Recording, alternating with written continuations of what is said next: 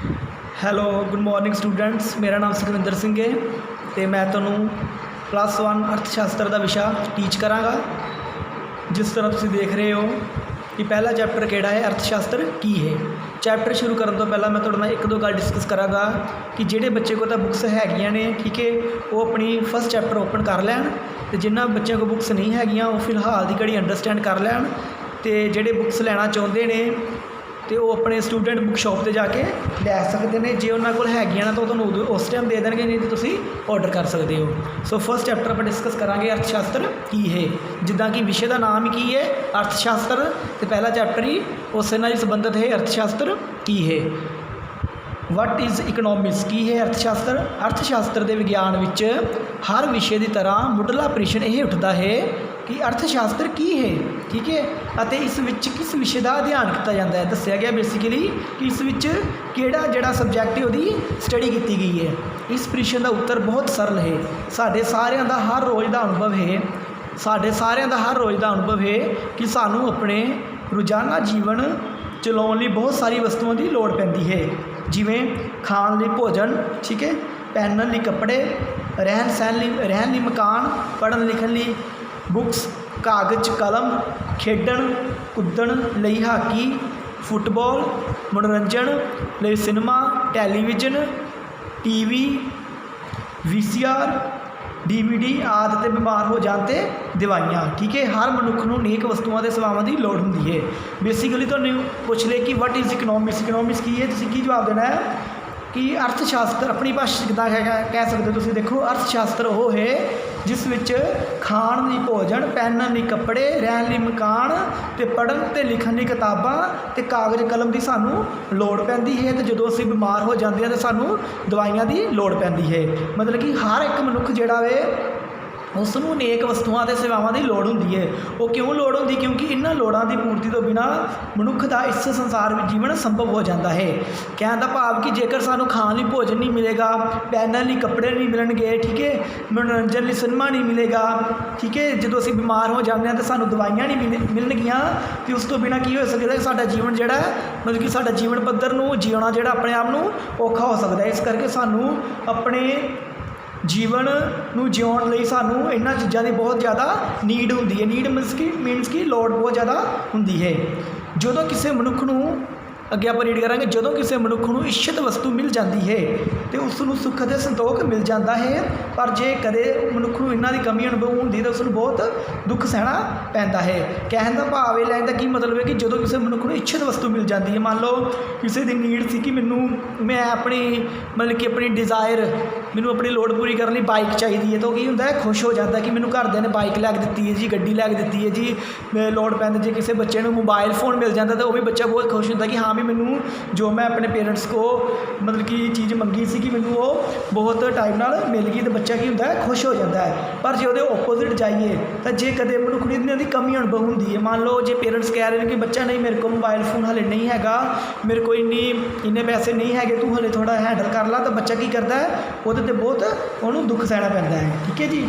ਅੱਗੇ ਕੀ ਲਾਈਨ ਹੈ, ਇਹੋ ਕਾਰਨ ਹੈ ਕਿ ਹਰ ਮਨੁੱਖ ਸਵੇਰ ਤੋਂ ਸ਼ਾਮ ਤੱਕ ਆਪਣੀਆਂ ਲੋੜੀਂਦੀਆਂ ਵਸਤੂਆਂ ਨੂੰ ਪ੍ਰਾਪਤ ਕਰਨ ਲਈ ਯਤਨਸ਼ੀਲ ਰਹਿੰਦਾ ਹੈ।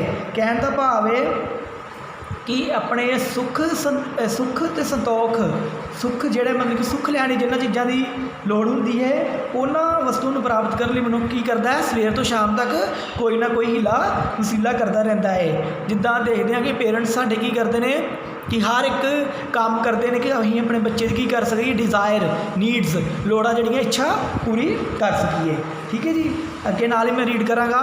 ਸਪਸ਼ਟ ਹੈ ਕਿ ਜੇ ਮਨੁੱਖ ਨੂੰ ਕਿਸੇ ਵੀ ਵਸਤੂ ਦੀ ਲੋੜ ਨਾ ਹੋਵੇ ਤਾਂ ਉਹ ਕਦੇ ਵੀ ਕੋਈ ਕੰਮ ਨਾ ਕਰੇ। ਇਸ ਲਈ ਲੋੜਾਂ ਹੀ ਮਨੁੱਖ ਨੂੰ ਕੋਈ ਨਾ ਕੋਈ ਕੰਮ ਕਰਨ ਲਈ ਮਜਬੂਰ ਕਰਦੀਆਂ ਹਨ। ਬਿਲਕੁਲ ਸਹੀ ਹੈ ਜੀ। ਤੁਹਾਨੂੰ ਵੀ ਸਾਰਿਆਂ ਨੂੰ ਪਤਾ ਹੈ, ਤੁਸੀਂ ਬਹੁਤ ਸਿਆਣੇ ਬੱਚੇ ਹੋ, ਕਿ ਜੇ ਮਨੁੱਖ ਨੂੰ ਕਿਸੇ ਵਸਤੂ ਦੀ ਲੋੜ ਹੀ ਨਾ ਹੋਵੇ, ਠੀਕ ਹੈ, ਸਾਨੂੰ ਖਾਣ ਲਈ ਰੋਟੀ ਦੀ ਲੋੜ ਹੀ ਨਾ ਹੋਵੇ, ਠੀਕ ਹੈ, ਪਹਿਨਣ ਲਈ ਕੱਪੜੇ ਦੀ ਲੋੜ ਹੀ ਨਾ ਹੋਵੇ, ਠੀਕ ਹੈ, ਕੋਈ ਆਪਣੇ ਐਸ਼ੋ ਆਰਾਮ ਦੀ ਚੀਜ਼ਾਂ ਜਿੱਦਾਂ TV ਦੇਖਣ ਲਈ, ਠੀਕ ਹੈ, ਜਾਂ ਕੋਈ ਬਾਈਕ ਵਗੈਰਾ ਚਲਾਉਣ ਲਈ ਸਾਨੂੰ ਲੋੜ ਹੀ ਨਾ ਹੋਵੇ, ਤਾਂ ਮਨੁੱਖ ਕੀ ਕਰੇਗਾ, ਘਰ ਵਿਹਲਾ ਬੈਠ ਜਾਏਗਾ, ਠੀਕ ਹੈ, ਕਿ ਉਹ ਕੰਮ ਹੀ ਨਹੀਂ ਕਰੇਗਾ। ਇਸ ਲਈ ਸ਼ਹਿਰਾਂ ਵਿੱਚ ਵਕੀਲ ਅਤੇ ਜੱਜ ਕਚਹਿਰੀ ਜਾਂਦੇ ਹਨ। ਉਹ ਕੀ ਕਰਦੇ ਨੇ, ਅਤੇ ਅਧਿਆਪਕ ਸਕੂਲ ਕਾਲਜ ਜਾਂਦੇ ਹਨ, ਅਤੇ ਡਾਕਟਰ ਹਸਪਤਾਲ ਜਾਂਦੇ ਹਨ, ਅਤੇ ਦੁਕਾਨਦਾਰ ਆਪਣੀਆਂ ਦੁਕਾਨਾਂ ਨੂੰ ਦੁਕਾਨਾਂ ਨੂੰ ਸਮਾਨ ਖਰੀਦਣ ਅਤੇ ਵੇਚਣ ਲਈ ਜਾਂਦੇ ਹਨ। ਇਸੇ ਤਰ੍ਹਾਂ ਪਿੰਡਾਂ ਵਿੱਚ ਕਿਸਾਨ ਸਵੇਰ ਤੋਂ ਸ਼ਾਮ ਤੱਕ ਆਪਣੇ ਖੇਤਾਂ ਵਿੱਚ ਬਹੁਤ ਮਿਹਨਤ ਨਾਲ ਖੇਤੀਬਾੜੀ ਕਰਦੇ ਹਨ। ਕਹਿਣ ਦਾ ਭਾਵ ਹੈ ਕਿ ਜੇਕਰ ਮਨੁੱਖ ਨੂੰ ਕਿਸੇ ਵੀ ਵਸਤੂ ਦੀ ਲੋੜ ਨਾ ਹੋਵੇ ਤਾਂ ਕੋਈ ਕੰਮ ਨਹੀਂ ਕਰੇਗਾ। ਜੇ ਸਾਨੂੰ ਲੋੜ ਹੈ ਤਾਂ ਅਸੀਂ ਕੀ ਕਰਦੇ ਹਾਂ, ਸ਼ਹਿਰਾਂ ਵਿੱਚ ਤੁਸੀਂ ਦੇਖਦੇ ਹੋ ਕਿ ਜਿੱਦਾਂ ਵਕੀਲ ਜਾਂ ਜੱਜ ਕੀ ਕਰਦੇ ਨੇ, ਕਚਹਿਰੀਆਂ ਜਾਂਦੇ ਹਨ। ਜਿੱਦਾਂ ਕਿ ਹੁਣ ਆਪਾਂ ਟੀਚਰਸ ਕੀ ਕਰਦੇ ਨੇ ਕਿ ਸਾਨੂੰ ਵੀ ਲੋੜ ਹੈ ਤੇ ਅਸੀਂ ਕੀ ਕਰਦੇ ਹਾਂ, ਅਸੀਂ ਸਕੂਲ ਜਾਂ ਕਾਲਜਸ ਜਾਂਦੇ ਹਨ। ਡਾਕਟਰ ਕੀ ਨੇ, ਹਸਪਤਾਲ ਜਾਂਦੇ ਹਨ। ਕਿਉਂ ਜਾਂਦੇ ਹਨ? ਕਿਉਂਕਿ ਉਹ ਪੇਸ਼ੈਂਟ ਦੇਖਣਗੇ ਤਾਂ ਆਪਣੇ ਘਰ ਦਾ ਗੁਜ਼ਾਰਾ ਚਲਾਉਣਗੇ। ਅਤੇ ਮਰੀਜ਼ ਕਿਉਂ ਜਾਂਦਾ ਹੈ ਕਿ ਮੈਂ ਜਿਹੜਾ ਆਪਣਾ ਦੁੱਖ ਜਿਹੜਾ ਦੂਰ ਕਰ ਸਕਾਂ। ਅਤੇ ਦੁਕਾਨਦਾਰ ਆਪਣੀਆਂ ਦੁਕਾਨਾਂ ਨੂੰ ਕੀ ਕਰਦੇ ਨੇ, ਸਮਾਨ ਖਰੀਦਣ ਅਤੇ ਵੇਚਣ ਲਈ ਵੀ ਜਾਂਦੇ ਹਨ। ਤੁਸੀਂ ਦੇਖਿਆ ਹੀ ਕਿ ਦੁਕਾਨਦਾਰ ਕੀ ਕਰਦੇ ਨੇ ਕਿ ਸਵੇਰੇ ਆਪਣੀ ਜਿੱਦਾਂ ਸ਼ੌਪ ਟਾਈਮ ਨਾਲ ਖੋਲ੍ਹ ਲੈਂਦੇ ਨੇ। ਕਿਉਂ ਖੋਲ੍ਹਦੇ ਨੇ? ਕਿਉਂਕਿ ਉਹਨਾਂ ਨੂੰ ਆਪਣੇ ਰਹਿਣ ਸਹਿਣ ਲਈ ਜਿਹੜੀ ਹੈ ਇਹਨਾਂ ਚੀਜ਼ਾਂ ਦੀ ਬਹੁਤ ਜ਼ਿਆਦਾ ਲੋੜ ਹੁੰਦੀ ਹੈ। ਇਸ ਕਰਕੇ ਉਹਨਾਂ ਨੂੰ ਸਵੇਰ ਤੋਂ ਲੈ ਕੇ ਸ਼ਾਮ ਤੱਕ ਕੰਮ ਕਰਨਾ ਪੈਂਦਾ ਹੈ। ਇਸੇ ਤਰ੍ਹਾਂ ਤੁਹਾਨੂੰ ਮੈਂ ਇੱਕ ਐਗਜ਼ਾਮਪਲ ਜੱਜ ਦੀ ਦੇ ਦਿੱਤੀ, ਅਧਿਆਪਕ ਦੀ ਦੇ ਦਿੱਤੀ ਰਾਜੇ, ਸਕੂਲਸ, ਕਾਲਜ, ਡਾਕਟਰ, ਸ਼ੌਪਸ। ਇਸੇ ਤਰ੍ਹਾਂ ਹੀ ਪਿੰਡਾਂ ਵਿੱਚ ਕੀ ਕਰਦੇ ਨੇ ਕਿਸਾਨ, ਸਵੇਰੇ ਤੁਸੀਂ ਦੇਖਿਆ ਹੈਗਾ ਨਾ ਕਿ 4 ਵਜੇ ਸ਼ੁਰੂ ਹੋ ਜਾਂਦੇ ਨੇ। 4 ਵਜੇ ਤੋਂ ਲੈ ਕੇ ਸਵੇਰੇ 4 ਵਜੇ ਤੋਂ 3 ਵਜੇ ਤੱਕ ਸਵੇਰੇ ਹੀ ਕੰਮ ਕਰਨਾ ਸ਼ੁਰੂ ਕਰ ਜਾਂਦੇ ਨੇ ਤਾਂ ਕਿ ਉਹ ਆਪਣੀ ਖੇਤੀਬਾੜੀ ਵਿੱਚ ਜਿਹੜਾ ਨੇ ਕੰਮ ਕਰ ਸਕਣ। ਠੀਕ ਹੈ ਜੀ, ਸਵੇਰ ਤੋਂ ਲੈ ਕੇ ਸ਼ਾਮ ਤੱਕ ਆਪਣੇ ਖੇਤਾਂ ਵਿੱਚ ਕੰਮ ਕਰਦੇ ਨੇ ਤਾਂ ਕਿ ਉਹਨਾਂ ਨੂੰ ਆਪਣੇ ਰਹਿਣ ਬਸੇਰੇ ਲਈ ਕੋਈ ਨਾ ਕੋਈ ਜਿਹੜੀ ਹੈ ਮਤਲਬ ਖਾਣ ਪੀਣ ਲਈ ਸਾਨੂੰ ਉਹਨੂੰ ਵਸਤੂ ਪ੍ਰਾਪਤ ਹੋ ਸਕੇ। ਠੀਕ ਹੈ, ਬੇਸਿਕਲੀ ਇਹ ਕਿਹਦੇ ਅਧੀਨ ਆਉਂਦਾ ਹੈ? ਅਰਥ ਸ਼ਾਸਤਰ ਦੇ ਅਧੀਨ ਆਉਂਦਾ ਹੈਗਾ। ਠੀਕ ਹੈ, ਫਿਰ ਇੱਕ ਹੋਰ ਲਾਈਨ ਲਿਖੀ ਗਈ ਹੈ, ਇੱਥੇ ਤੱਕ ਆਪਾਂ ਪੜ੍ਹਦੇ ਹਾਂ। ਠੀਕ ਹੈ, ਅਤੇ ਇਸੇ ਤਰ੍ਹਾਂ ਤਰਖਾਣ ਅਤੇ ਲੁਹਾਰ ਆਪਣੇ ਔਜ਼ਾਰਾਂ ਨਾਲ ਆਪਣੀਆਂ ਵਸਤੂਆਂ ਤਿਆਰ ਕਰਦੇ ਹਨ। ਅਤੇ ਕੱਪੜਾ ਬੁਣਨ ਵਾਲਾ ਕੱਪੜਾ ਤਿਆਰ ਕਰਦਾ ਹੈ। ਤੇਲੀ ਤੇਲ ਕੱਢਣ ਦਾ ਕੰਮ ਕਰਦੇ ਨੇ। ਇਸ ਤਰ੍ਹਾਂ ਸਮਾਜ ਵਿੱਚ ਜਿੰਨੇ ਵੀ ਵਿਅਕਤੀ ਹਨ ਉਹਨਾਂ ਸਾਰਿਆਂ ਨੂੰ ਆਪਣੇ ਜੀਵਨ ਨਿਰਵਾਹ ਜਾਂ ਆਪਣੀਆਂ ਵੱਖ-ਵੱਖ ਲੋੜਾਂ ਦੀ ਪੂਰਤੀ ਲਈ ਵੱਖ-ਵੱਖ ਕੰਮ ਕਰਨੇ ਪੈਂਦੇ ਹਨ। ਪੂਰਤੀ ਮਤਲਬ ਕਿ ਨੀਡਸ ਲਈ, ਕਿ ਜੇਕਰ ਸਾਨੂੰ ਕੋਈ ਵਸਤੂ ਪ੍ਰਾਪਤ ਕਰਨੀ ਹੈ, ਸਾਨੂੰ ਕੋਈ ਖਾਣ ਲਈ ਰੋਟੀ ਚਾਹੀਦੀ ਹੈ, ਪਹਿਨਣ ਲਈ ਕੱਪੜਾ ਚਾਹੀਦਾ, ਤਾਂ ਸਾਨੂੰ ਕੋਈ ਨਾ ਕੋਈ ਕੰਮ ਜਿਹੜਾ ਹੈ ਆਪਣੇ ਕਰਨਾ ਹੀ ਪਵੇਗਾ। ਇਹ ਸਭ ਕੁਝ ਕਿਹਦੇ ਅਧੀਨ ਆਉਂਦਾ ਹੈ? ਅਰਥ ਸ਼ਾਸਤਰ ਦੇ ਅਧੀਨ ਆਉਂਦਾ ਹੈ। ਅਰਥ ਸ਼ਾਸਤਰ ਵਿੱਚ ਇਹਨਾਂ ਮਨੁੱਖੀ ਲੋੜਾਂ ਦੀ ਪੂਰਤੀ ਦੇ ਲਈ ਕੀਤੇ ਯਤਨਾਂ ਦਾ ਅਧਿਐਨ ਕੀਤਾ ਜਾਂਦਾ ਹੈ। ਇਸ ਤਰ੍ਹਾਂ ਅਰਥ ਸ਼ਾਸਤਰ ਅਧਿਐਨ ਦੀ ਉਹ ਸ਼ਾਖਾ ਹੈ ਜਿਸ ਵਿੱਚ ਮਨੁੱਖ ਦੀਆਂ ਲੋੜਾਂ ਅਤੇ ਇਹਨਾਂ ਦੀ ਪੂਰਤੀ ਦੇ ਲਈ ਕੀਤੇ ਗਏ ਵੱਖ-ਵੱਖ ਕੰਮਾਂ ਦਾ ਅਧਿਐਨ ਕੀਤਾ ਜਾਂਦਾ ਹੈ। ਠੀਕ ਹੈ ਜੀ, ਅਰਥ ਸ਼ਾਸਤਰ ਕਹਿੰਦੇ ਕਿੱਦਾਂ ਦੀ ਚੀਜ਼ ਹੈ ਜਿਸ ਵਿੱਚ ਮਨੁੱਖ ਦੀ ਜਿਹੜੀ ਲੋੜਾਂ ਦੀ ਪੂਰਤੀ ਅਤੇ ਜਿਹੜੇ ਉਹਨਾਂ ਨੇ ਯਤਨ ਕੀਤੇ ਹੁੰਦੇ ਨੇ ਉਹਨਾਂ ਦਾ ਜਿਹੜਾ ਸਟੱਡੀ ਕੀਤੀ ਜਾਂਦੀ ਕਿ ਹਰ ਇੱਕ ਮਨੁੱਖ ਸਵੇਰੇ ਉੱਠਦਾ ਹੈ, ਆਪਣਾ ਕਿਹੜਾ ਕੰਮ ਕਰਦਾ। ਜਿੱਦਾਂ ਪਹਿਲਾਂ ਤੁਹਾਨੂੰ ਐਗਜ਼ਾਮਪਲ ਦਿੱਤੀ ਕਿ ਡਾਕਟਰ ਹਸਪਤਾਲ ਜਾਂਦੇ ਨੇ, ਟੀਚਰ ਸਕੂਲ ਜਾਂਦੇ ਨੇ। ਠੀਕ ਹੈ, ਦੁਕਾਨਦਾਰ ਕੀ ਕਰਦਾ? ਆਪਣੀ ਸ਼ੌਪਸ ਖੋਲ੍ਹਦਾ ਸਵੇਰੇ। ਇਸੇ ਤਰ੍ਹਾਂ ਹੀ ਜੇਕਰ ਕੋਈ ਆਪਣਾ ਲੇਬਰ ਕਰਦਾ, ਮਜ਼ਦੂਰ, ਠੀਕ ਹੈ, ਉਹ ਸਵੇਰੇ ਆਪਣੇ ਕੰਮ 'ਤੇ ਜਾਂਦਾ ਹੈ। ਇਸੇ ਤਰ੍ਹਾਂ ਜੇਕਰ ਕੋਈ ਕਿਸਾਨ ਖੇਤੀਬਾੜੀ ਕਰਨ ਸਵੇਰੇ ਜਾਂਦਾ। ਠੀਕ ਹੈ, ਮਤਲਬ ਕਿ ਹਰ ਕੰਮ ਜਿਹੜਾ ਹੈ ਅਰਥ ਸ਼ਾਸਤਰ ਦੇ ਅਧੀਨ ਹੀ ਆਉਂਦਾ ਹੈ। ਜੇਕਰ ਸਾਨੂੰ ਕੋਈ ਵੀ ਲੋੜ ਨਾ ਹੁੰਦੀ ਤਾਂ ਅਸੀਂ ਕੀ ਹੁੰਦੇ? ਘਰ ਬੈਠ ਜਾਂਦੇ। ਹੁਣ ਬੇਸਿਕਲੀ ਮੈਂ ਤੁਹਾਨੂੰ ਇਹਦਾ ਅਰਥ ਸਮਝਾਵਾਂਗਾ ਕਿ ਇੱਕ ਕੁਐਸਚਨ ਤੁਹਾਨੂੰ ਆ ਸਕਦਾ ਹੈ 3 ਮਾਰਕਸ 'ਚ, ਵਾਟ ਇਜ਼ ਇਕਨੋਮਿਕਸ? ਅਰਥ ਸ਼ਾਸਤਰ ਕੀ ਹੈ? ਤੁਸੀਂ ਕੀ ਕਹੋਗੇ? ਅਰਥ ਸ਼ਾਸਤਰ ਕੀ ਹੈ? ਅਰਥ ਸ਼ਾਸਤਰ ਉਹ ਵਿਸ਼ਾ ਹੈ ਜਿਸ ਵਿੱਚ ਹਰ ਰੋਜ਼ ਦਾ ਅਨੁਭਵ ਕੀਤਾ ਜਾਂਦਾ ਹੈ। ਜਿਵੇਂ ਸਾਡੇ ਡੇਲੀ ਲਾਈਫ ਵਿੱਚ, ਠੀਕ ਹੈ, ਡੇਲੀ ਲਾਈਫ ਵਿੱਚ ਆਪਣੇ ਜੀਵਨ ਪੱਧਰ ਨੂੰ ਚਲਾਉਣ ਲਈ ਬਹੁਤ ਸਾਰੀਆਂ ਚੀਜ਼ਾਂ ਦੀ ਲੋੜ ਹੁੰਦੀ, ਜਿਵੇਂ ਖਾਣ ਲਈ ਭੋਜਨ, ਪਹਿਨਣ ਲਈ ਕੱਪੜੇ, ਰਹਿਣ ਲਈ ਮਕਾਨ, ਕਾਗਜ਼, ਕਿਤਾਬ, ਹਾਕੀ, ਫੁੱਟਬਾਲ, ਮਨੋਰੰਜਨ, ਫਿਲਮਾਂ, ਮਤਲਬ ਕਿ ਇਹਨਾਂ ਸਾਰਿਆਂ ਦੀ ਜਿਹੜੀ ਇਹ ਲੋੜ ਹੁੰਦੀ ਹੈ। ਠੀਕ ਹੈ ਜੀ, ਅਤੇ ਹਰ ਇੱਕ ਮਨੁੱਖ ਨੂੰ ਇਹਨਾਂ ਵਸਤੂਆਂ ਅਤੇ ਸੇਵਾਵਾਂ ਦੀ ਲੋੜ ਹੁੰਦੀ ਹੈ। ਠੀਕ ਹੈ ਜੀ, ਇਹ ਸੀਗਾ ਵਾਟ ਇਜ਼ ਇਕਨੋਮਿਕਸ। ਤੁਹਾਨੂੰ ਆਈ ਹੋਪ ਇਕਨੋਮਿਕਸ ਅਰਥ ਸ਼ਾਸਤਰ ਦੀ ਤੁਹਾਨੂੰ ਸਾਰੀ ਡੈਫੀਨੇਸ਼ਨ ਪਤਾ ਲੱਗ ਗਈ ਹੋਏਗੀ ਕਿ ਅਰਥ ਸ਼ਾਸਤਰ ਕੀ ਹੈ। ਠੀਕ ਹੈ, ਹੁਣ ਤੁਹਾਨੂੰ ਪੁੱਛ ਲਿਆ ਤਾਂ ਤੁਹਾਨੂੰ ਸਮਝ ਆ ਜਾਏਗੀ ਨਾ ਕਿ ਅਰਥ ਸ਼ਾਸਤਰ ਕਿਹਨੂੰ ਕਹਿਣਾ ਹੈਗਾ। ਸਿਰਫ ਲਗਭਗ 7 ਜਾਂ 8 ਰਹਿਣਾ ਚਾਹੀਦਾ ਆਨਸਰ ਦੇਣਾ ਹੈ ਆਪਾਂ। 3 ਮਾਰਕਸ 'ਚ ਕੁਐਸਚਨ ਆ ਸਕਦਾ। ਠੀਕ ਹੈ ਜੀ, ਨੈਕਸਟ ਆਪਾਂ ਕਰਾਂਗੇ ਜੀ ਅਰਥ ਸ਼ਾਸਤਰ ਦਾ ਵਿਕਾਸ, ਅਵੈਲੂਏਸ਼ਨ ਆਫ ਇਕਨੋਮਿਕਸ। ਠੀਕ ਹੈ ਜੀ, ਕੀ ਕਹਿੰਦੇ ਜੀ ਵੈਲੂਏਸ਼ਨ ਆਫ ਇਕਨੋਮਿਕਸ ਵਿੱਚ? ਕਹਿੰਦੇ ਨੇ ਕਿ ਆਰੰਭ ਵਿੱਚ ਇਸ ਵਿਸ਼ੇ ਨੂੰ ਰਾਜਨੀਤਿਕ ਅਰਥ ਵਿਵਸਥਾ ਦੇ ਨਾਂ ਨਾਲ ਵੀ ਜਾਣਿਆ ਜਾਂਦਾ ਸੀ। ਕਹਿੰਦੇ ਕਿ ਜਦੋਂ ਸਟਾਰਟਿੰਗ ਹੋਈ ਇਸ ਵਿਸ਼ੇ ਦੀ ਤਾਂ ਇਸ ਵਿਸ਼ੇ ਨੂੰ ਕੀ ਸੀ, ਜਿੱਦਾਂ ਤੁਸੀਂ ਇੱਕ ਸਬਜੈਕਟ ਹੁੰਦਾ ਨਾ ਕਿ +1 +2 'ਚ ਆਪਾਂ ਜਾਂ ਕੋਈ ਵੀ ਗ੍ਰੈਜੂਏਸ਼ਨ 'ਚ ਪੋਲੀਟੀਕਲ ਸਾਇੰਸ ਪੜ੍ਹਦੇ ਹਾਂ, ਪਹਿਲਾਂ ਇਹਨਾਂ ਨੂੰ ਪੋਲੀਟੀਕਲ ਇਕਨੋਮੀ ਦੇ ਨਾਂ ਨਾਲ ਜਾਣਿਆ ਜਾਂਦਾ ਸੀ। ਇਸ ਨੂੰ ਰਾਜਨੀਤੀ ਸ਼ਾਸਤਰ ਦੀ ਸ਼ਾਖਾ ਹੀ ਮੰਨਿਆ ਜਾਂਦਾ ਹੈ। ਪੁਰਾਣੇ ਸਮੇਂ ਵਿੱਚ ਭਾਰਤ ਦੇ ਵਿਦਵਾਨ ਕੌਟਿਲਿਆ ਨੇ ਆਪਣੀ ਪੁਸਤਕ ਅਰਥ ਸ਼ਾਸਤਰ ਵਿੱਚ ਰਾਜ ਪ੍ਰਬੰਧ, ਮਤਲਬ ਕਿ ਕਿੱਦਾਂ ਪ੍ਰਬੰਧ ਕਰਨਾ ਹੈ, ਠੀਕ ਹੈ, ਦੇ ਆਰਥਿਕ ਅਤੇ ਰਾਜਨੀਤਿਕ ਪੱਖਾਂ ਨੂੰ ਵੀ ਸ਼ਾਮਲ ਕੀਤਾ ਸੀ। ਅਤੇ ਇਹਨਾਂ ਦੇ ਅਧਿਐਨ ਦੀ ਗੱਲ ਕੀਤੀ ਸੀ। ਯੂਨਾਨੀ ਵਿਦਵਾਨਾਂ ਪਲੇਟੋ ਅਤੇ ਅਰਸਤੂ ਨੇ ਵੀ ਅਰਥ ਸ਼ਾਸਤਰ ਦਾ ਸੰਬੰਧ ਘਰੇਲੂ ਅਤੇ ਰਾਜ ਪ੍ਰਬੰਧ ਨਾਲ ਦੱਸਿਆ ਸੀ। ਘਰੇਲੂ ਮਤਲਬ ਕਿ ਅਸੀਂ ਜਿਹੜਾ ਹਰ ਰੋਜ਼ ਡੇਲੀ ਲਾਈਫ ਵਿੱਚ ਕੰਮ ਕਰਦੇ ਹਾਂ ਜਾਂ ਘਰ ਦੇ ਕੰਮ ਕਰਦੇ ਹਾਂ ਜਾਂ ਰਾਜ ਪ੍ਰਬੰਧ ਕਰਦੇ ਹਾਂ, ਬਾਹਰ ਜਾ ਕੇ ਕਿਸ ਤਰ੍ਹਾਂ ਕੰਮ ਕਰਨੇ, ਉਹ ਸਭ ਕੁਝ ਜਿਹੜਾ ਹੈ ਪੋਲੀਟੀਕਲ ਇਕੋਨਮੀ ਦੇ ਵਿੱਚ ਵੀ ਆਉਂਦਾ ਸੀ। ਜਿੱਦਾਂ ਤੁਹਾਨੂੰ ਮੰਨ ਲਓ 1 ਨੰਬਰ 'ਚ ਕੁਐਸਚਨ ਆ ਜਾਵੇ, ਤੁਹਾਨੂੰ ਨਾਲ ਨਾਲ ਮੈਂ ਕੁਐਸਚਨ ਵੀ ਡਿਸਕਸ ਕਰਾਂਗਾ ਕਿ ਪੁਰਾਣੇ ਸਮੇਂ ਵਿੱਚ ਭਾਰਤ ਦੇ ਵਿਦਵਾਨ ਕੌਟਿਲਿਆ ਨੇ ਆਪਣੀ ਕਿਹੜੀ ਪੁਸਤਕ ਵਿੱਚ ਆਰਥਿਕ ਅਤੇ ਰਾਜਨੀਤਿਕ ਪੱਖਾਂ ਨੂੰ ਸ਼ਾਮਲ ਕੀਤਾ ਹੈ। ਅਤੇ ਤੁਸੀਂ ਰਾਜੇ ਕੀ ਕਰਨਾ ਹੈ, ਅਰਥ ਸ਼ਾਸਤਰ ਵਿੱਚ। ਕਿਹੜੀ ਪੁਸਤਕ ਸੀ? ਵਿਦਵਾਨ ਕੌਟਿਲਿਆ ਨੇ ਆਪਣੀ ਪੁਸਤਕ ਦਾ ਨਾਂ ਕੀ ਸੀਗਾ? ਅਰਥ ਸ਼ਾਸਤਰ, ਕਿ ਜਿਹੜਾ ਅਸੀਂ ਸਬਜੈਕਟ ਪੜ੍ਹ ਰਹੇ ਹਾਂ। ਠੀਕ ਹੈ ਜੀ, ਮੈਂ ਫਿਰ ਦੁਬਾਰਾ ਰਿਪੀਟ ਕਰਦਾ ਜੇ ਤੁਹਾਨੂੰ ਕੁਐਸਚਨ ਆ ਜਾਏ ਕਿ ਪੁਰਾਣੇ ਸਮੇਂ ਵਿੱਚ ਭਾਰਤ ਦੇ ਵਿਦਵਾਨ ਕੌਟਿਲਿਆ ਨੇ ਆਪਣੀ ਕਿਹੜੀ ਪੁਸਤਕ ਵਿੱਚ ਰਾਜ ਪ੍ਰਬੰਧਾਂ ਦੇ ਆਰਥਿਕ ਅਤੇ ਰਾਜਨੀਤਿਕ ਪੱਖਾਂ ਨੂੰ ਸ਼ਾਮਲ ਕੀਤਾ ਹੈ, ਤੁਸੀਂ ਕੀ ਕਰਨਾ, ਕਿਹੜੀ ਉਹਦੀ ਪੁਸਤਕ ਦਾ ਨਾਮ ਕੀ ਸੀਗਾ? ਅਰਥ ਸ਼ਾਸਤਰ, ਇੰਗਲਿਸ਼ ਵਿੱਚ ਜਿਹਨੂੰ ਆਪਾਂ ਕਹਿੰਦੇ ਹਾਂ ਇਕਨੋਮਿਕਸ।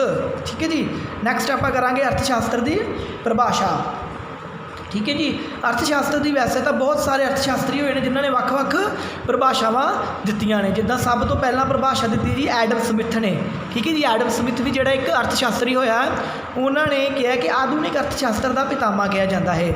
ਉਹਨਾਂ ਨੇ ਕਿਹਾ ਕਿ ਜਿਹੜਾ ਅਰਥ ਸ਼ਾਸਤਰ ਹੈ ਉਸ ਨੂੰ ਫਾਦਰ ਆਫ ਇਕਨੋਮਿਕਸ ਵੀ ਕਿਹਾ ਜਾਂਦਾ ਹੈ। ਫਾਦਰ ਆਫ ਇਕਨੋਮਿਕਸ ਮਤਲਬ ਕਿ ਇਕਨੋਮਿਕਸ ਨੂੰ ਜਿਹਨੇ ਫਸਟ ਟਾਈਮ ਡਿਵੈਲਪ ਕੀਤਾ ਹੈ। ਠੀਕ ਹੈ, ਫਾਦਰ ਆਫ ਇਕਨੋਮਿਕਸ। ਤੁਹਾਨੂੰ ਪੁੱਛ ਲਵੇ ਕਿ ਐਡਮ ਸਮਿਥ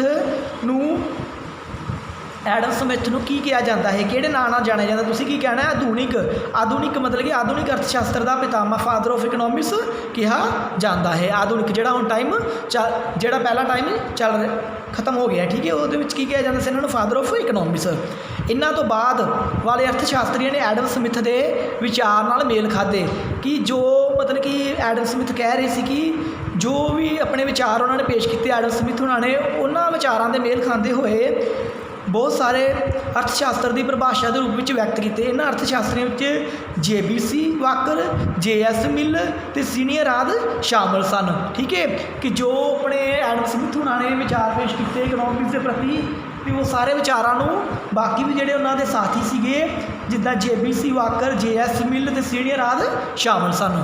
ਇਸੇ ਤਰ੍ਹਾਂ ਹੀ ਨੈਕਸਟ ਆਪਾਂ ਕਰਾਂਗੇ ਇਕਨੋਮਿਕਸ ਸ਼ਬਦ ਲੈਟਿਨ ਭਾਸ਼ਾ ਦੇ। ਇਸੇ ਤਰ੍ਹਾਂ ਰਾਜੇ ਨੈਕਸਟ ਹੈਗਾ ਕਿ ਇਕਨੋਮਿਕਸ ਸ਼ਬਦ ਕਹਿੰਦੇ ਕਿੱਥੋਂ ਬਣਿਆ? ਤੁਸੀਂ ਕੀ ਕਹਿਣਾ? ਇਕਨੋਮਿਕਸ ਸ਼ਬਦ ਲੈਟਿਨ ਭਾਸ਼ਾ ਦਾ ਸ਼ਬਦ ਹੋਇਆ ਹੈ, ਕਿੱਥੋਂ? ਇਕੋਨਮੀਆਂ ਤੋਂ ਲਿਆ ਗਿਆ ਹੈ। ਤੁਹਾਨੂੰ ਕੋਈ ਪੁੱਛ ਰਿਹਾ 1 ਨੰਬਰ 'ਚ ਇਕਨੋਮਿਕਸ ਸ਼ਬਦ ਕਿਸ ਤੋਂ ਲਿਆ ਗਿਆ, ਤੁਸੀਂ ਕੀ ਕਹਿਣਾ ਵੇ?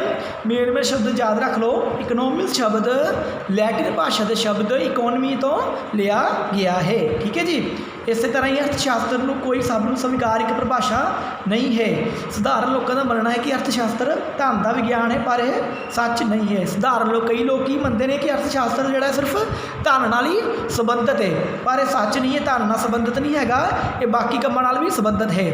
ਕੁਝ ਅਰਥ ਸ਼ਾਸਤਰੀਆਂ ਦਾ ਕਹਿਣਾ ਹੈ ਕਿ ਪਰਿਭਾਸ਼ਾ ਦੀ ਲੋੜ ਹੀ ਨਹੀਂ ਹੈ। ਕੁਝ ਤਾਂ ਅਰਥ ਸ਼ਾਸਤਰੀ ਕਹਿੰਦੇ ਕਿ ਪਰਿਭਾਸ਼ਾ ਦੀ ਲੋੜ ਨਹੀਂ ਹੈ, ਪਰ ਅਰਥ ਸ਼ਾਸਤਰ ਦੇ ਜਨਮ ਤੋਂ ਲੈ ਕੇ ਅੱਜ ਤੱਕ ਇਸ ਦੀਆਂ ਇੰਨੀਆਂ ਪਰਿਭਾਸ਼ਾਵਾਂ ਦਿੱਤੀਆਂ ਹਨ ਕਿ JN ਕੇਨਸ ਨੂੰ ਇਹ ਮੰਨਣਾ ਪਿਆ ਕਿ ਅਰਥ ਸ਼ਾਸਤਰ ਨੇ ਪਰਿਭਾਸ਼ਾਵਾਂ ਨਾਲ ਆਪਣਾ ਗੱਲ ਘੁੱਟ ਲਿਆ ਹੈ। ਠੀਕ ਹੈ, ਕੁਝ ਅਰਥ ਸ਼ਾਸਤਰੀ ਤਾਂ ਇਹ ਮੰਨਦੇ ਹਨ ਕਿ ਜਿਹੜਾ JN ਕੇਨਸ ਨੇ ਨਾ, ਉਹਨੇ ਪਰਿਭਾਸ਼ਾ ਦੇ ਕੇ ਆਪਣਾ ਗਲਾ ਘੁੱਟ ਲਿਆ ਹੈ। ਠੀਕ ਹੈ, ਹਰ ਇੱਕ ਮਤਲਬ ਕਿ ਜਿਹੜਾ ਅਰਥ ਸ਼ਾਸਤਰੀ ਹੋਇਆ, ਜਿੱਦਾਂ ਮੰਨ ਲਓ ਅਸੀਂ ਸਮਾਜ ਵਿੱਚ ਵਿਚਰਦੇ ਹਾਂ ਅਤੇ ਹਰ ਇੱਕ ਜਿਹੜਾ ਕੋਈ ਪਰਸਨ ਹੈ, ਕੋਈ ਇੰਡੀਵਿਜੂਅਲ ਪਰਸਨ ਹੈ। ਠੀਕ ਹੈ ਜੀ, ਜਦੋਂ ਆਪਾਂ 2-4 ਫਰੈਂਡ ਇਕੱਠੇ ਹੁੰਦੇ ਹਾਂ ਤਾਂ ਹਰ ਇੱਕ ਦੇ ਸਾਡੇ, ਤੁਹਾਨੂੰ ਵੀ ਪਤਾ ਹੋਵੇਗਾ ਕਿ ਆਪਣੇ ਆਪਣੇ ਵਿਚਾਰ ਹੁੰਦੇ ਨੇ। ਠੀਕ ਹੈ, ਕੋਈ ਬੱਚਾ ਕਹਿ ਰਿਹਾ ਨਹੀਂ ਇਹ ਸਹੀ, ਕੋਈ ਕਹਿ ਰਿਹਾ ਇਹ ਸਹੀ ਹੈ। ਠੀਕ ਹੈ, ਇਸੇ ਤਰ੍ਹਾਂ ਹੀ ਕਹਿਣ ਦਾ ਭਾਵ ਹੈ ਕਿ ਇਕਨੋਮਿਕਸ ਵਿੱਚ ਜਿਹੜੇ ਅਰਥ ਸ਼ਾਸਤਰੀ ਹੋਏ ਨੇ ਜਿਨ੍ਹਾਂ ਨੇ ਵੱਖ-ਵੱਖ ਵਿਸ਼ਿਆਂ 'ਤੇ ਧਿਆਨ ਕੀਤਾ ਹੈ, ਕੁਝ ਨੇ ਧਨ 'ਤੇ ਧਿਆਨ ਕੀਤਾ, ਕੁਝ ਨੇ ਕਲਿਆਣ 'ਤੇ ਧਿਆਨ ਕੀਤਾ, ਕੁਝ ਨੇ ਦੁਰਲੱਭਤਾ, ਕੁਝ ਨੇ ਆਰਥਿਕ ਵਾਧੇ ਉੱਪਰ ਪਰਿਭਾਸ਼ਾ, ਮਤਲਬ ਕਿ ਵੱਖ-ਵੱਖ ਵਿਸ਼ਿਆਂ 'ਤੇ ਪਰਿਭਾਸ਼ਾ ਦਿੱਤੀਆਂ ਨੇ।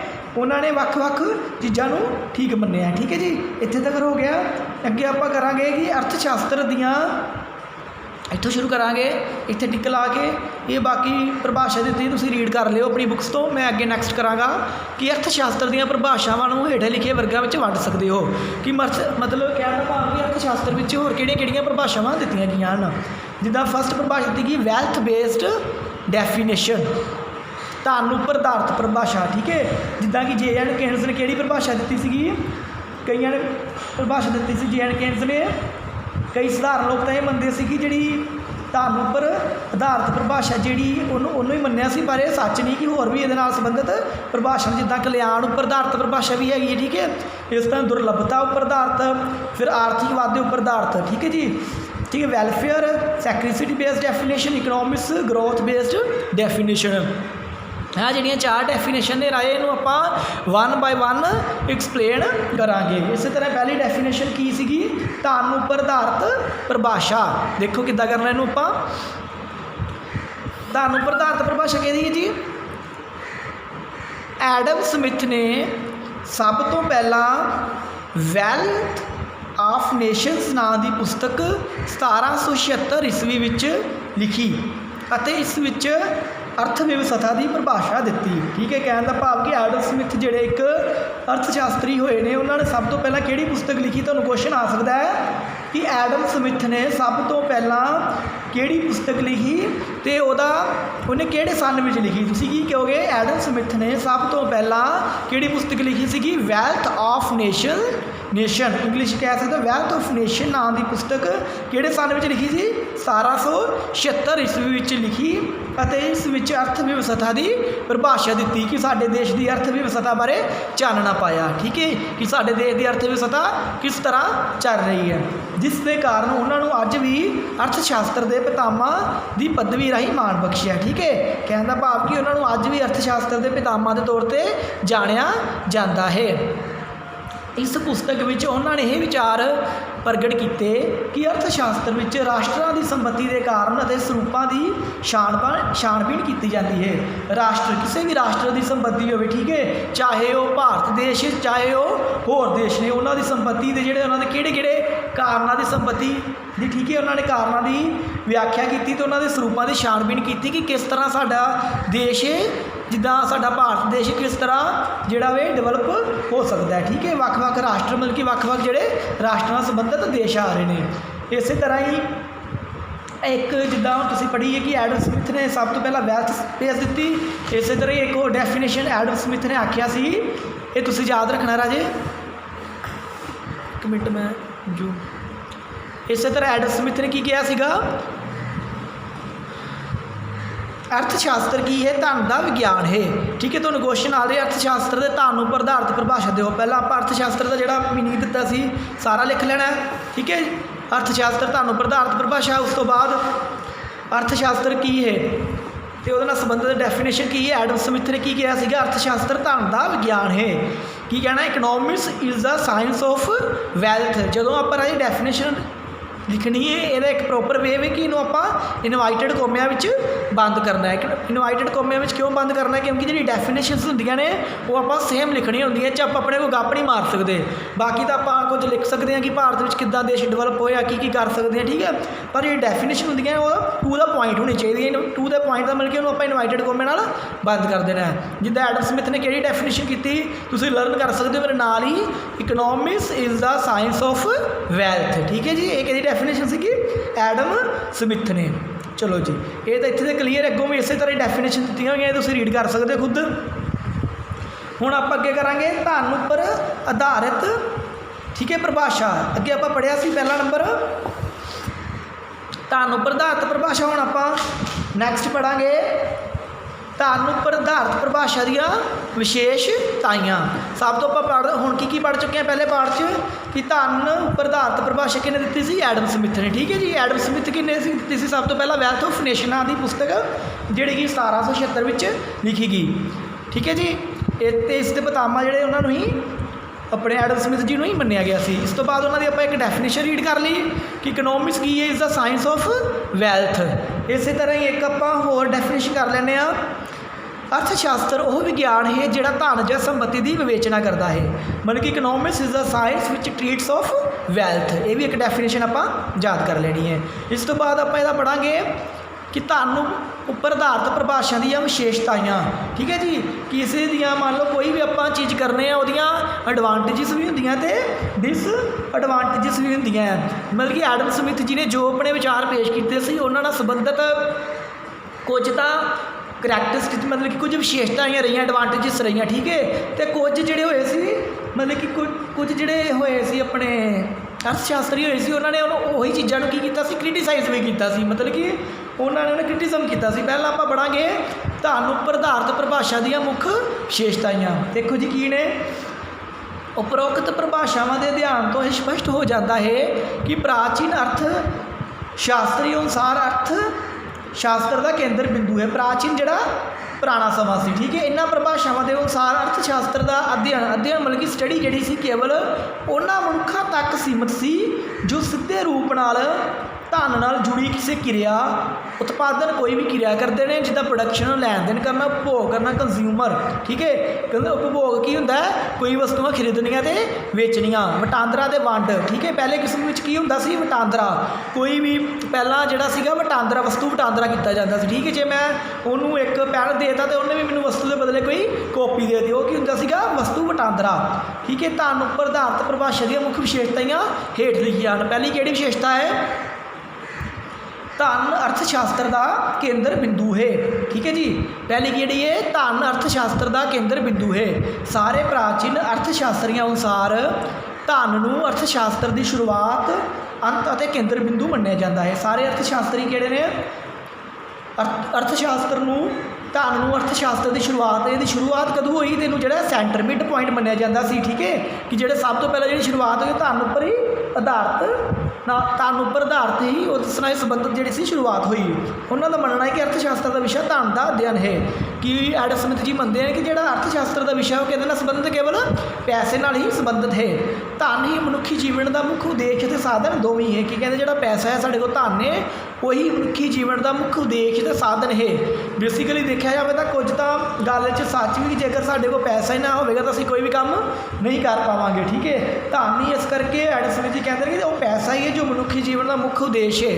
ਕਿ ਅਸੀਂ ਸਵੇਰੇ ਉੱਠਦੇ ਹਾਂ, ਸਾਡਾ ਉਦੇਸ਼ ਕੀ ਹੁੰਦਾ ਹੈ ਕਿ ਅਸੀਂ ਆਪਣੀ ਡਿਜ਼ਾਇਰਸ ਆਪਣੀ ਨੀਡਸ ਨੂੰ ਪੂਰਾ ਕਰਨ ਲਈ ਆਪਣਾ ਸਵੇਰੇ ਕੋਈ ਨਾ ਕੋਈ ਕੰਮ ਕਰੀਏ, ਜਿਸ ਲਈ ਸਾਨੂੰ ਸਵੇਰੇ ਸਵੇਰੇ ਟਾਈਮ ਨਾਲ ਉੱਠਣਾ ਪੈਂਦਾ ਹੈ। ਚਾਹੇ ਉਹ ਟੀਚਰ ਹੋਵੇ, ਚਾਹੇ ਉਹ ਡਾਕਟਰ ਹੋਵੇ, ਚਾਹੇ ਉਹ ਇੰਜੀਨੀਅਰ ਹੋਵੇ, ਚਾਹੇ ਉਹ ਕਿਸੇ ਵੀ ਕਿੱਤੇ ਨਾਲ ਸੰਬੰਧਿਤ ਵਿਅਕਤੀ ਹੋਵੇ, ਉਹਨੂੰ ਜਿਹੜਾ ਮੁੱਖ ਕੰਮ ਧਨ ਨਾਲ ਸੰਬੰਧਿਤ ਕਰਨਾ ਹੀ ਪੈਂਦਾ ਹੈ। ਇਸੇ ਤਰ੍ਹਾਂ ਦੂਜਾ ਨੰਬਰ ਕੀ ਹੈ ਧਨ ਦੀਆਂ ਕਿਰਿਆਵਾਂ ਨਾਲ ਸੰਬੰਧਿਤ ਮਨੁੱਖ ਦਾ ਅਧਿਐਨ।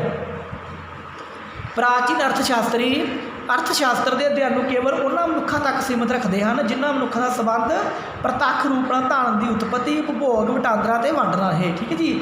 ਜਿਹੜੇ ਪੁਰਾਣੇ ਅਰਥ ਸ਼ਾਸਤਰੀ ਦੇ ਅਧਿਐਨ ਨੂੰ ਕੇਵਲ ਉਹਨਾਂ ਮਨੁੱਖਾਂ ਤੱਕ ਹੀ ਸੀਮਿਤ ਰੱਖਦੇ ਸਨ, ਠੀਕ ਹੈ। ਧਨ ਨੂੰ ਉਹਨਾਂ ਮਨੁੱਖਾਂ ਤੱਕ ਲਿਮਿਟਡ ਰੱਖਦੇ ਸਨ ਜਿਨ੍ਹਾਂ ਮਨੁੱਖਾਂ ਦਾ ਸੰਬੰਧ ਡਾਇਰੈਕਟ ਰੂਪ ਨਾਲ ਧਨ ਦੀ ਉਤਪਤੀ ਨਾਲ ਹੈ, ਉਪਭੋਗ, ਵਟਾਂਦਰਾ ਅਤੇ ਵੰਡ ਨਾਲ। ਧਨ ਦੀ ਉਤਪਤੀ ਕਿਹੜੀ ਹੁੰਦੀ ਧਨ ਦਾ ਲੈਣ ਦੇਣ। ਉਪਭੋਗ ਤੁਹਾਨੂੰ ਦੱਸਿਆ ਕੰਜ਼ਿਊਮਰ ਜਿੱਦਾਂ ਕੋਈ ਵੀ ਦੁਕਾਨਦਾਰ ਜਿਹੜਾ ਵਸਤੂਆਂ ਖਰੀਦਦਾ ਅਤੇ ਵੇਚਦਾ ਹੈ, ਅਤੇ ਵਟਾਂਦਰਾ ਵੀ ਵਸਤੂ ਵਟਾਂਦਰਾ ਇੱਕ ਚੀਜ਼ ਲੈਂਦਾ ਅਤੇ ਦੂਜਾ ਦਿੰਦਾ ਹੈ।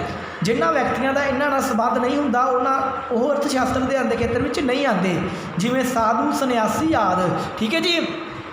ਜਿੱਦਾਂ ਸਾਧੂ ਸੰਨਿਆਸੀ ਹੋ ਗਏ ਉਹ ਮਤਲਬ ਕਿ ਮਾਇਆ ਮੋਹ ਦੇ ਬੰਧਨਾਂ ਤੋਂ ਮੁਕਤ ਹੁੰਦੇ ਹਨ। ਇਸ ਕਰਕੇ ਉਹਨਾਂ ਦਾ ਕੀ ਕਿਹਾ ਗਿਆ ਕਿ ਅਰਥ ਸ਼ਾਸਤਰ ਨਾਲ ਕੋਈ ਵੀ ਇਹਨਾਂ ਨਾਲ ਸੰਬੰਧ ਨਹੀਂ ਹੈ, ਠੀਕ ਹੈ। ਲਿਖਿਆ ਹੋਇਆ ਨਾ ਸਪੈਸ਼ਲ ਕਿ ਅਰਥ ਸ਼ਾਸਤਰ ਦੇ ਅਧਿਐਨ ਦੇ ਖੇਤਰ ਵਿੱਚ ਨਹੀਂ ਆਉਂਦੇ। ਕੌਣ ਨਹੀਂ ਆਉਂਦੇ? ਜਿਵੇਂ ਸਾਧੂ ਸੰਨਿਆਸੀ ਆਦਿ। ਬਾਕੀ ਜਿਹੜੇ ਮਨੁੱਖ ਜਿਹੜੇ ਨੋਰਮਲ ਲਾਈਫ ਵਿੱਚ ਹਰ ਰੋਜ਼ ਕੰਮ ਕਰਦੇ ਨੇ ਉਹ ਅਰਥ ਸ਼ਾਸਤਰ ਦੇ ਵਿਸ਼ੇ ਵਿੱਚ ਹੁੰਦੇ ਨੇ। ਅੱਗੇ ਕੀ ਹੈ ਜਿੱਦਾਂ ਆਪਾਂ ਇਹਦੀਆਂ ਵਿਸ਼ੇਸ਼ਤਾਵਾਂ ਪੜ੍ਹਦੀਆਂ, ਹੁਣ ਆਪਾਂ ਕੀ ਪੜ੍ਹਾਂਗੇ ਆਲੋਚਨਾ, ਠੀਕ ਹੈ ਜੀ। ਕੁਝ ਅਰਥ ਸ਼ਾਸਤਰੀ ਹੋਏ ਨੇ ਜਿਨ੍ਹਾਂ ਨੇ ਧਨ ਉੱਪਰ ਆਧਾਰਿਤ ਪਰਿਭਾਸ਼ਾਵਾਂ ਦੀ ਆਲੋਚਨਾ ਵੀ ਕੀਤੀ ਹੈ। ਫਸਟ ਕੀ ਸੀਗਾ ਪਰੰਪਰਾਵਾਦੀ ਅਰਥ ਸ਼ਾਸਤਰੀਆਂ ਨੇ ਦਿੱਤੀ ਪਰਿਭਾਸ਼ਾ ਦੀ ਇਸ ਪਰਿਭਾਸ਼ਾ ਅਤੇ ਵਿਆਖਿਆ ਦਾ ਸਮਾਜ ਉੱਪਰ ਬਹੁਤ ਬੁਰਾ ਪ੍ਰਭਾਵ ਪਿਆ ਹੈ। ਲੋਕਾਂ ਨੇ ਧਨ ਦੀ ਪ੍ਰਾਪਤੀ ਨੂੰ ਆਪਣੇ ਜੀਵਨ ਦਾ ਉਦੇਸ਼ ਮੰਨ ਲਿਆ, ਠੀਕ ਹੈ। ਕਿ ਲੋਕਾਂ ਨੇ ਸਿਰਫ ਕੀ ਕਿਹਾ ਕਿ ਜਿਹੜਾ ਧਨ ਦੀ ਪ੍ਰਾਪਤੀ ਉਹਨੂੰ ਆਪਣਾ ਮੁੱਖ ਮੋਟਿਵ ਮਤਲਬ ਮੰਨ ਲਿਆ ਕਿ ਸਾਡਾ ਜਿਹੜਾ ਮੁੱਖ ਕੰਮ ਕੀ ਹੈ ਧਨ ਪ੍ਰਾਪਤ ਕਰਨਾ ਹੀ। ਉਹ ਕ੍ਰਿਟੀਸਾਈਜ਼ ਕਰ ਰਿਹਾ ਹੈ ਕਿ ਜਿਹੜੀ ਆਪਾਂ ਉਹਨਾਂ ਦੀਆਂ ਵਿਸ਼ੇਸ਼ਤਾਵਾਂ ਕਰ ਰਹੇ ਹਾਂ ਉਹਨਾਂ ਵਿੱਚੋਂ ਪੁਆਇੰਟ ਲੈ ਕੇ ਉਹ ਕ੍ਰਿਟੀਸਾਈਜ਼ ਕਰ ਰਿਹਾ ਹੈ ਕਿ ਜਿਹੜੀਆਂ ਵਿਸ਼ੇਸ਼ਤਾਵਾਂ ਵਿੱਚ ਕੀ ਮੰਨਿਆ ਗਿਆ ਸੀ ਲੋਕਾਂ ਨੇ ਧਨ ਦੀ ਪ੍ਰਾਪਤੀ ਲਈ ਆਪਣੇ ਜੀਵਨ ਦਾ ਮੁੱਖ ਉਦੇਸ਼ ਆਪਣੇ ਜੀਵਨ ਨੂੰ ਮੁੱਖ ਉਦੇਸ਼ ਮੰਨ ਲਿਆ। ਧਨ ਦੀ ਪ੍ਰਧਾਨਤਾ ਜਾਂ ਸਰਬ ਉੱਚਤਾ ਦੇ ਕਾਰਨ ਮਨੁੱਖ ਦੀ ਥਾਂ ਦੂਜੇ ਨੰਬਰ 'ਤੇ ਚਲੀ ਗਈ ਹੈ। ਕਹਿੰਦੇ ਕਿ ਧਨ ਦੀ ਇੰਪੋਰਟੈਂਸ ਨੂੰ ਕਰਕੇ ਅਤੇ ਜਿਹੜੀ ਆਪਣੇ ਮਨੁੱਖ ਦੀ ਥਾਂ ਜਿਹੜੀ ਹੈ ਦੂਜੇ ਨੰਬਰ 'ਤੇ ਚਲੇ ਗਈ ਹੈ ਅਤੇ ਪਹਿਲੇ ਨੰਬਰ 'ਤੇ ਮਨੁੱਖ ਕਿਹਨੂੰ ਮੰਨਣ ਲੱਗ ਪਿਆ ਜੀ ਧਨ ਨੂੰ। ਇਸੇ ਤਰ੍ਹਾਂ ਹੀ ਮਨੁੱਖੀ ਅਤੇ ਸਮਾਜ ਕਲਿਆਣ ਦੀ ਬਿਲਕੁਲ ਉਪੇਖਿਆ ਕਰ ਦਿੱਤੀ ਹੈ। ਫਲਸਰੂਪ ਨੈਤਿਕ ਮੁੱਲਾਂ ਦਾ ਬਹੁਤ ਭਾਰੀ ਨਾਸ਼ ਹੋਇਆ। ਮਤਲਬ ਕਿ ਸਾਡੇ ਜਿਹੜੇ ਨੈਤਿਕ ਵੈਲਿਊਜ਼ ਨੇ, ਠੀਕ ਹੈ ਜੀ, ਮਤਲਬ ਕਿ ਨੈਤਿਕ ਵੈਲਿਊ ਵਿੱਚ ਤੁਹਾਨੂੰ ਪਤਾ ਕਿ ਇਹਨੇ ਫਲਸਰੂਪ ਨੈਤਿਕ ਮੁੱਲਾਂ ਦਾ ਬਹੁਤ ਭਾਰੀ बहुत भारी नाश होया। ठीक है, नैतिक मुल जी मॉरल्स वैलियां ਜਿਹੜੀਆਂ ਸਾਨੂੰ पेरेंट्स ਸਾਨੂੰ सिखाते हैं कि तुसी हर किसी की रिस्पैक्ट करनी है, की काम करना है। ठीक है, वो की साडे मॉरल वैल्यूज़ ने। ठीक है, ਜਿਹੜੇ ਸਾਨੂੰ अपने जीवन में धार लैनियां चाहिए ने। इंग्लैंड में तो पूंजीपतियों ने धन ਨੂੰ प्राप्त करने ਲਈ किरतियां ਨੂੰ बहुत बुरी तरह कुटिया। पूंजीपति किहड़े हुंदे ने जिहड़े इंडस्ट्री लाउंदे ने। ठीक है जी, मान लो एक इंडस्ट्री लगी होगी पूंजीपति धन ਨੂੰ प्राप्त। किरती किहड़े ने जिहड़ी कोई इंडस्ट्री लगी हुई ਉਹਦੇ ਵਿੱਚ किरती किहਨੂੰ ਕਹਿੰਦੇ ਆਪਾਂ ਮਜ਼ਦੂਰਾਂ ਨੂੰ ਕਹਿ ਸਕਦੇ ਹਾਂ। ਮਜ਼ਦੂਰਾਂ ਨੂੰ ਕਹਿੰਦੇ बहुत बुरी तरह कुटिया। कहने का भाव कि ਜਿਹੜੇ पूंजीपति मान लो कोई घर बना रहा है ना, तो जोड़ा पूंजीपति एक वड्डा है जोड़ा पैसा ला रहा है इंडस्ट्री में बनाने के लिए, उन्हें अगू जोड़े ने काम करने की रखे हुए ने मजदूर रखे हुए हैं। उन्होंने भी कहते हैं मतलब कि उन्हें पैसे को इन्नी इंपोर्टेंस देती कि उन्होंने बुरी तरह कुटिया लुटिया जा रहा है। उन्होंने राही किरतियां नूं घੱਟ ਤੋਂ घੱਟ मजदूरी दे के वध तो वध काम लिया जाता सी। ठीक है, पूंजीपति की करते सी जिहड़े लेबर सीगे दिहाड़ीदार बेचारे वो की करते सी उन्होंने किरतियां नूं घੱਟ ਤੋਂ घੱਟ मजदूरी दे के वध तो वध काम लिया जाता सी। मतलब कि उन्होंने मान लो दिहाड़ी 100 रुपया दी जाती सी तो काम जिहड़ा सी सारी दिहाड़ी लाई रखते सी। ठीक है, वो की सीगा मतलब कि बहुत जिहड़े किरती सी उन्हां नाल माड़ा सलूक हो रहा सी। इस्त्री अते बच्चियां तो 14-15 घंटे काम लिया जाता सी तो उन्होंने बहुत थोड़ी मजदूरी दी जाती सी। ठीक है, तुसीं देखदे हो ना जदों मान लो साढ़े को मजदूर ज़्यादा हो गए हैं। ठीक है, फिर काम के सोमे की ने घटनगे तो जोड़ा पूंजीपति की वो फिर कई पूंजीपति फायदा उठाते हैं। हाँ भी मेरे को तो बहुत मजदूर है जेकर एक बंदा 100 रुपये के काम करने नहीं तैयार हो रहा। ठीक है, तो बाकी जोड़े मजदूर ने कई 80 रुपये भी तैयार हो जाएंगे, कई 70 भी तैयार होंगे। मैं तुहानूं एग्जाम्पल दे रहा। कहने का भाव कि जोड़े किरती होंदे ने अपने डेली लाइफ डेली नीड्स नूं पूरियां करने घੱਟ ਤੋਂ घੱਟ काम करने भी तैयार हो जाते हैं। मेन मोटिव जोड़ा यही है सी। ठीक है, इस तरह सारे पूंजीपति का एको एक टीचा धन प्राप्ति हो गया। ठीक है जी, की कहते हैं कि फिर जेकर आप धन में इंपोर्टेंस तो दे दी कि धन जोड़ा पहले नंबर पर, फिर पूंजीपति का मुख्य उद्देश की हो गया। कहते उन्होंने एको एक टीचा हो गया कि जी धन प्राप्ति करना है। चाहे जोड़े किरती वो उपर काम कर रहे हैं सवेर तो लैके शाम तक अपना पसीना बहा रहे हैं, उन्होंने जोड़ा प्रॉपर जी उन्होंने मजदूरी सी वो काम करने पैसे जोड़े सी नहीं मिल रहे। इस दे फलसरूप सारे समाज में संतोख की घाट, आर्थिक असमानता, निराशता ते गरीबी का नंगा नाच होने लग पाया। इस तरह की होगी समाज में संतोख की घाट होगी, आर्थिक असमानता। ठीक है, इकनॉमिक्स डिसेबिलिटी ज़्यादा होगी तो एक ये तो निराशा होगी। मतलब कि मजदूरों में निराशा पाई जाएगी। निराशा पाने नाल की होया कि जिहड़ा मनुख सी होर गरीब हुंदा जा रहा। क्योंकि मान लो सानू अपनी डेली लाइफ की नीड्स ली जेकर सानू हर रोज़ 200 रुपये चाहिए ने। ठीक है, 200 रुपये का साडा रहन सहन का है। ठीक है, आप भोजन खाने या कोई भी यही काम करते हैं या कपड़े पहनते हैं, एक एग्जाम्पल दे रहा उदा तो वैसे बहुत ज़्यादा होंदा है। जेकर सानू दिहाड़ी के 200 रुपये चाहिए सानू अपनिया नीड्स नूं पूरा करने लई, पर जेकर सानू नीड्स नूं पूरा करन 200 रुपये चाह रहे मिल रहे 200 रुपये की लोड़ है, पर असी की कर रहे जोड़ा पूंजीपति की कर रहे किरतियां नूं 100 रुपया लेबर दे रहे। की ਇਹਦਾ कहने का भाव की है कि जोड़ा उन्होंने किरतियां का पूरी तरह शोषण हो रहा है तो जोड़े ने होर गरीब होंदे जाणगे। सो ठीक है जी, इस तरह अज आप की एक बार रीड कर लिया, मैं दोबारा तुहानूं दसांगा। अज आप पढ़िया जी वाट इज़ इकनॉमिक्स, अर्थशास्त्र की है। ठीक है, वो तो इकनॉमिक्स में तुहानूं सारा समझा दिता है। उस तरह अर्थशास्त्र का विकास बारे गल की है। फिर अर्थशास्त्र की डेफिनेशन ऑफ इकनॉमिक्स बारे दसिया गया है। फिर उन्होंने 4 परिभाषावां सीगियां, धन उपर आधारित, कल्याण उपर आधारित, दुर्लभता तो आर्थिकवाद के उपर। अज आप सिर्फ एको ही डेफिनेशन उपर एक्सप्लेन पढ़े हैं, धन उपर आधारित परिभाषा का मीनिंग। इस नाल संबंधित आप 2 डेफिनेशन कीतियां ने, एक एडम स्मिथ की। ठीक है, दोवें एडम स्मिथ दी डेफिनेशनस ने, उन्होंने रीड किया। उस तो बाद आप उन्होंने विशेषताइयां पढ़िया कि विशेषताइयां की है। दैन लास्ट आप उन्होंने क्रिटिसिज्म पढ़िया कि जो धन उपर किहड़ा क्रिटिसिज्म होया है। सो इस तरह ही कल आप नैक्सट पढ़ांगे जी वैलफेयर नाल संबंधित वैलफेयर बेस्ड डेफिनेशन आप डिस्कस करांगे। सो अज की वीडियो आप इत्थे ही खत्म करते हाँ। Thank you.